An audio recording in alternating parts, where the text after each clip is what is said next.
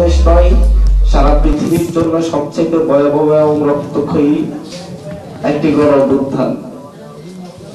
এই গণ অভ্যুত্থান সেই 1857 সালের সিপাহী বিদ্রোহ, 1857 সাল থেকে শুরু করে 1947 সাল পর্যন্ত যে ব্রিটিশ বিরোধী দীর্ঘ লড়াই হয়েছে, সেই লড়াই 52 ভাষা আন্দোলনে আমাদের পূর্বপুরুষরা যে রক্ত দিয়েছে, সেই রক্ত ঝরনা দিনের পরে 1969 সালে গণ অভ্যুত্থানের পরে 71-এর সুদীর্ঘ লড়াইয়ের মধ্য দিয়ে 30 লক্ষ শহীদের রক্ত বিনিময়ে অর্জিত বাংলাদেশে 90-এর গণ অভ্যুত্থানে শহীদ নূর হোসেন, ডাক্তার মিলাদের জীবনের বিনিময়ের পরেও 2024 সালে এসে আবার 2000 শিক্ষার্থীকে জীবন দিতে হয়েছে।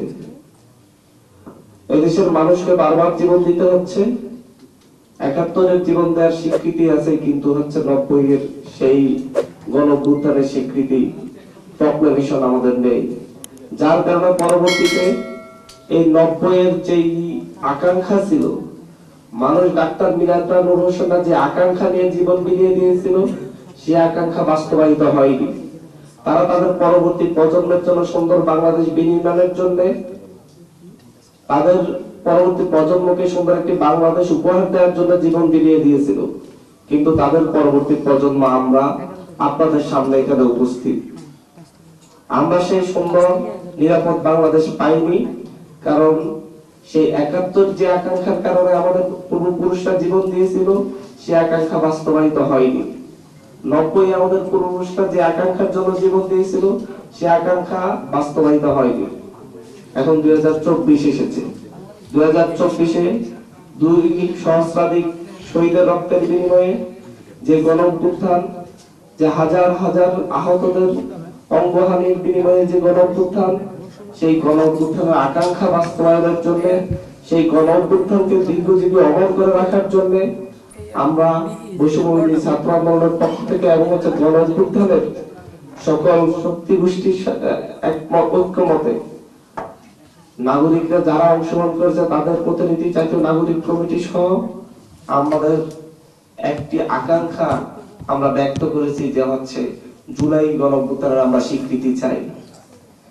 সেটা আমরা যখন হচ্ছে এই স্বীকৃতির জন্য ঐতিহাসিক একটি দলিল হিসেবে উপস্থাপনের জন্য বৈষম্যবিরোধী ছাত্র আন্দোলন এই আজ থেকে 2 মাস আগে এই দাবি জানাই। সেই দাবি নিয়ে বিভিন্ন রাজনৈতিক দলের সাথে তারা আলাপ আলোচনা করে তেমন কোনো সমর্থন না পেয়ে তারা পরবর্তীতে গণ অভ্যুত্থানের শক্তি হিসেবে নিজেরাই গণ অভ্যুত্থানের প্রতিনিধিবৃন্দ নিজেরাই সেই প্রক্লেমেশন ঘোষণার জন্য ঘোষণা দেয়। কিন্তু পরবর্তীতে যখন রাষ্ট্র এই সিদ্ধান্ত নেয় যে রাষ্ট্রের পক্ষ থেকে প্রক্লেমেশন ঘোষিত হবে, তখন আমরা রাষ্ট্রকে সেই দায়িত্ব দিয়ে শহীদ মিনারে মার্চ ফর ইউনিটি, সকল রাজনৈতিক দল, প্রেসিডেন্ট বিরোধী সকল রাজনৈতিক দল, সকল সামাজিক শক্তির সমন্বয়ে একটি প্রক্লেমেশন ঘোষণা সিদ্ধান্তকে স্বাগত জানিয়ে মার্চ ফর ইউনিটি কর্মসূচি পালন করি। তারই ধারাবাহিকতাই আজকে আমাদের এখানের এই সংবাদ সম্মেলন।